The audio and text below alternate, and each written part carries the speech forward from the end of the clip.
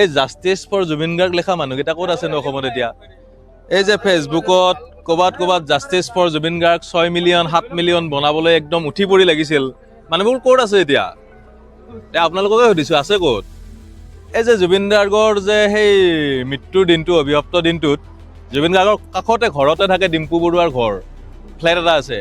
তাৰ পৰা যে ভিডিঅ' কৰি দেখালে, আজি ডিম্পু বৰুৱা আহি কিয় এবাৰ তাতে যে বাথৰুম নাই, খোৱা পানী নাই, কিয় নকয়?